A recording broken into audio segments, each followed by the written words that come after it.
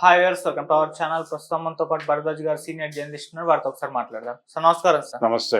Sir Balakrishna గారి డాకు మహారాజ్ మరి ఇవాళ ప్రేక్షకుల ముందుకు రావడం చూస్తున్నాం సార్. మరి ఈ సినిమా పైన అంటే ఆల్రెడీ బజ్ క్రియేట్ అయింది, ఈ సినిమాకి మంచి బుకింగ్స్ కూడా జరిగాయని చెప్పేసి వార్తలు వినిపించాయి. మరి ఆ హైప్ ని, ఆ బజ్ ని అంటే రీచ్ అయిపోయిందా? అఖండ హ్యాట్రిక్ విజయాలతో ఉన్న బాలకృష్ణ గారికి మరో విజయం అందించిందా? మరి ఈ సినిమా పైన మీ రివ్యూ ఏంటి సార్? ఇది ఫెస్టివల్ మూడ్ లో వచ్చినటువంటి ఒక పెద్ద స్టార్ సినిమా. అవును, అంతవరకే వర్కౌట్ చేశాడు సినిమాని. అంటే దీనిలో కథగా చెప్పుకోవడానికి ఏమీ లేదు, ఇది రొటీన్ స్టోరీనే.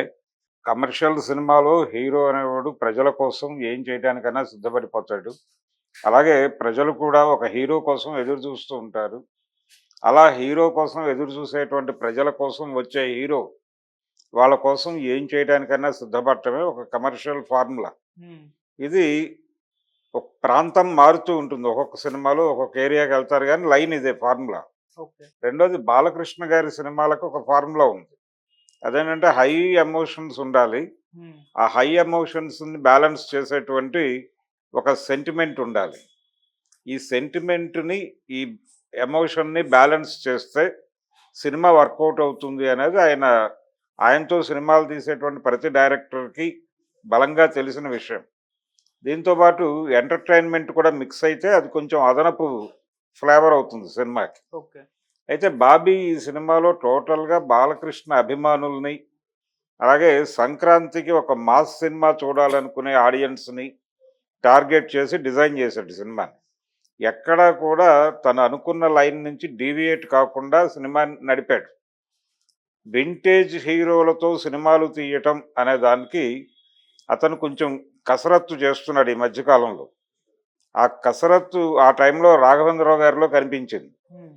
అది బాబీ కొంచెం ఎక్కువ చేస్తున్నట్టుగా కనిపిస్తోంది ఈ మధ్య. అంటే అతను వాల్తేరు వీరయ్య కావచ్చు, ఇప్పుడు ఈ సినిమా కావచ్చు, ఇలాంటి అంటే విపరీతమైన మాస్ ఇమేజ్ ఉన్నటువంటి వింటేజ్ హీరోలను హ్యాండిల్ చేయటం, వాళ్ళ మేనరిజమ్స్, వాళ్ళ నుంచి జనం కోరుకునే అంశాలు ఏమేమి ఉంటాయో అవన్నీ ఉంటూనే కొంచెం కొత్తగా ప్రజెంట్ చేయటం అనేది టెక్నిక్. ఈ టెక్నిక్ ప్రకారం చూస్తే ఈ సినిమాలో కూడా కొంత కొత్తగా వెళ్ళే ప్రయత్నం చేశాడు అతను. అలాగే కొంచెం సస్పెన్సు నడిపాడు స్క్రీన్ ప్లేలో, అది కూడా బాగానే వర్కౌట్ అయింది. ప్రధానమైన అంటే ఫస్ట్ హాఫ్లో ఆయన చాలా లీడ్స్ ఇస్తాడు, ప్రజల్ని అంటే ఆడియన్స్ని చాలా ఊహల్లో నింపాడు. సెకండ్ హాఫ్లో దాన్ని సస్టైన్ చేయటం కోసం కొంచెం కష్టపడ్డాడు.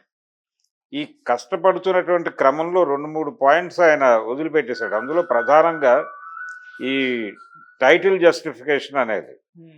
టైటిల్ జస్టిఫికేషన్ అంటే డాకు మహారాజ్ అనే టైటిల్ పెట్టారు, ఓకే బాగానే ఉంది. కానీ ఆ టైటిల్ని జస్టిఫై చేసేటువంటి సన్నివేశాలు కూడా ఉంటే డెఫినెట్గా బాగుండేది సినిమా, ఇంకొంచెం నెక్స్ట్ లెవెల్కి వెళ్ళేది. డాకు మహారాజ్ అనేది ఒక రెఫరెన్స్లో చంబల్లో జరుగుతుంది కదా, చంబల్ వ్యాలీలో డాకులు ఇవన్నీ నార్మల్గా జరిగేవి. అయితే దానికి సంబంధించి ఒక రెఫరెన్స్ క్యారెక్టర్ ఒకటి చూపిస్తాడు, తల నరికేసినటువంటి ఒక వ్యక్తి కూర్చున్న విగ్రహం. ఆ వ్యక్తి తాలూకా ఇన్ఫ్లుయెన్స్ అక్కడ ప్రజల మీద ఉంది అని చెప్పినప్పుడు దానికి సంబంధించిన కథని కొంచెం ఏదో చిన్న డైలాగులో లేపేస్తాడు, కానీ దాన్ని కొంచెం చెప్పుంటే బాగుండేది. అది విజువల్గా లేకపోయినా కానీ గ్రాఫికల్గా చెప్పినా బాగుండేది. అక్కడ కొంచెం డెప్త్ ఇచ్చే అవకాశం ఉంది. సెకండ్ హాఫ్ మరీ లూజ్గా వెళ్ళిపోయింది అనేటువంటి ఒక ఒపీనియన్ ఉంది. ఆ వెళ్ళిపోకుండా ఇలాంటివి నిలబెట్టేది అదొకటి. తర్వాత హీరో నేపథ్యం, అంటే హీరో ఎక్కడి నుంచి వచ్చాడు అనేది ఒక రాయలసీమ నా అడ్డా అనే డైలాగ్ ఉంది అన్నప్పుడు అక్కడ 2-3 సీన్స్ అక్కడ వేసి ఉండి, అలాగే తను ఒక పెద్ద ప్రజలందరికీ ఉపయోగపడేటువంటి ఒక పెద్ద బృహత్తరమైనటువంటి ప్రాజెక్టు కోసం ఆయన ఒక ఒక దుర్మార్గమైనటువంటి కుటుంబంతో తలబడతాడు. ఆ తలబడటం అదంతా బాగానే డిజైన్ చేశారు, కానీ ఈ ప్రాసెస్లో 2-3 మనీ యాక్షన్స్ చేయాల్సిన అవసరం ఏర్పడి ఆయన ఇబ్బంది పడకుండా ఆ డాకు రెఫరెన్స్లో అతన్ని ఆవాహన చేసుకుని 2-3 మనీ యాక్షన్స్ చేసినట్టుగా ఓ 2-3 సీన్లు కల్పించుంటే సెకండ్ హాఫ్ ఇంకొంచెం బెటర్గా వెళ్ళుండేది. ఓకే. అప్పుడు సినిమాకి డెఫినెట్గా ఉపయోగపడేది ఇదంతా. అది లేకుండా చేయటంతో ఏమైందంటే ప్లెయిన్గా వెళ్ళిపోతుంది సినిమా. టోటల్గా సెకండ్ హాఫ్ కొంచెం ఇబ్బంది పెట్టినప్పటికీ బాలకృష్ణ భుజం మీద కాసాడు సినిమాని. బాలకృష్ణ ఇమేజ్ మీద అలాగే ఎలివేషన్స్ మీద నడుస్తుంది. ఇంకొక బెటర్ ఏంటంటే ఈ సినిమాలో ప్రధానంగా 3 మహిళా పాత్రలు కనిపిస్తాయి. 'ఊర్వశి రౌతాలాది' ఏదో ఐటెమ్ సాంగ్ అన్నారు గానీ కాదు, సినిమాలో క్యారెక్టర్ ఉంది. గౌరవప్రదమైన పాత్ర ఇచ్చారు తనకి. అవును. అలాగే ప్రజ్ఞా జైస్వాల్ క్యారెక్టర్ కూడా అంటే కొంచెం వ్యక్తిత్వంతో మసలేటువంటి హీరోయిన్‌గా కనిపించింది సినిమాలో ఆ క్యారెక్టర్.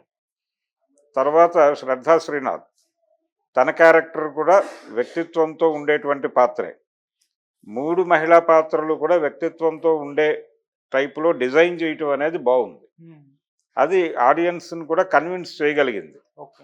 అదొకటి ప్లస్ పాయింట్ ఈ సినిమాకి. తర్వాత చిన్న పిల్లతో సెంటిమెంట్ ఏమిటి అనే దగ్గర చాలా క్యూరియస్‌గా నడిపాడు దాన్ని. ఫస్ట్ హాఫ్ ప్రారంభమే అటునుంచి ప్రారంభించాడు. ఎవరా పిల్ల, ఆ పిల్లకిను బాలకృష్ణ క్యారెక్టర్‌కి లింక్ ఏమిటి అనే దగ్గర చాలా మంచి సస్పెన్స్ మెయింటైన్ చేశాడు. అది బాగా వర్కౌట్ అయింది కూడా. అదే నిలబెట్టింది సినిమాని. సెకండ్ హాఫ్‌లో నిలబెట్టిన పాయింట్ అదే. ఓకే.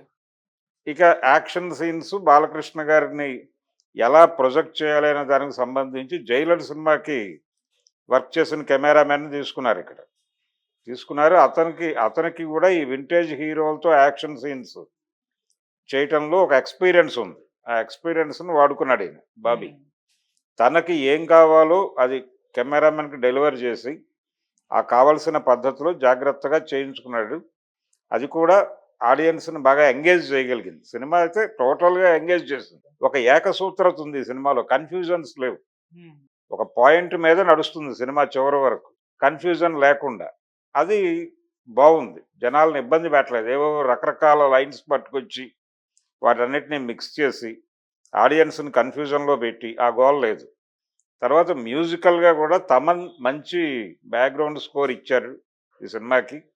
సాంగ్స్ కూడా బాలకృష్ణ పాటలు ఎలా ఉంటాయో అలాగే చేశాడు. అలా కాంట్రోవర్షియల్ సాంగ్ ఒకటుంది ఫస్ట్ హాఫ్‌లో వచ్చే 'దబిడి దిబిడి' పాట. అది రకరకాల కాంట్రోవర్సీస్ ఉన్నాయి గానీ, సినిమాలో అది పెద్ద ఎబ్బెట్టుగా అయితే అనిపించలేదు. ఇలాంటి పాటలు వింటేజ్ హీరోల మీద వర్కౌట్ అవుతాయి.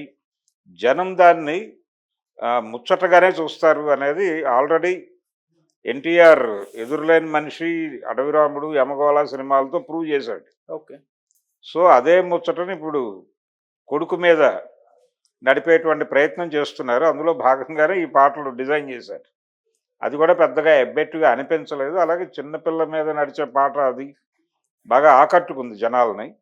పర్టికులర్‌గా ఆ పాపకి, బాలకృష్ణకి మధ్య నడిచే సన్నివేశాలన్నీ కూడా హుక్ చేసినాయి. అలాగే ఫ్యామిలీతో ఉండేటువంటి సన్నివేశాలు కూడా బాగా డిజైన్ చేశాడు. అలా ఇన్ టోటల్ సినిమా ఒక కమర్షియల్ సినిమా అది. లాజిక్స్ వీటిలోకి వెళ్ళకుండా. ఇంకొకటేంటంటే ప్రెజెంట్ సొసైటీ నుంచి ఎక్కడా డీవియేట్ కాలేదు. డీవియేట్ కాకుండానే చెప్పాడు కమర్షియల్ స్టోరీని. ఓకే. అంటే ప్రభుత్వంలో భాగమైనటువంటి ఒక బ్యూరోక్రాటు జనానికి ఏదైనా చెయ్యాలనుకుంటే చేయలేని పరిస్థితులే ఉన్నాయి. దీని నుంచి బయటకు పెడితే తప్ప చేయగలిగే పరిస్థితి ఉండదు అనేటువంటి పాయింట్‌ని అతను తీసుకోవటం బాగా జనాల్ని కన్విన్స్ చేసింది. కన్విన్సింగ్‌గా ఉందది. ప్రెజెంట్ ప్రపంచం ఎలా ఉందో అలాగే ఉంది సినిమాలో. పెద్దగా తను ఇక్కడేదో డ్రామటైజ్ చేయాలనే ప్రయత్నం చేయలేదు స్క్రిప్ట్‌లో. అందుకని అది నడిచిపోయింది. అది పెద్ద జనాలకు హార్డ్‌గా అనిపించదు. అసలు డాకు అయినా ఏదైనా.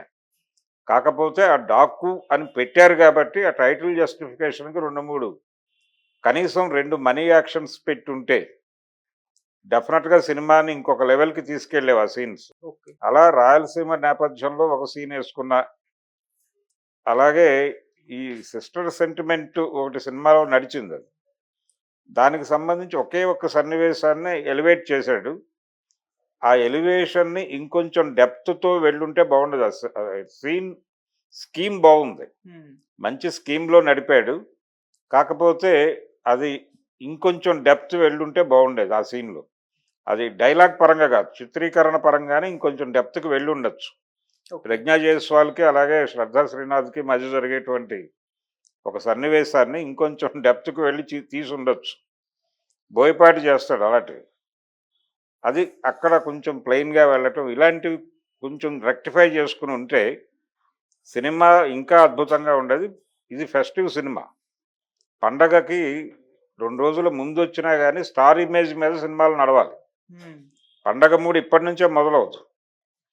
పండగ ఆడియన్స్ ఎప్పటి నుంచి వస్తారంటే థియేటర్కి పండగ సంక్రాంతి రోజు మధ్యాహ్నం నుంచి వస్తారు.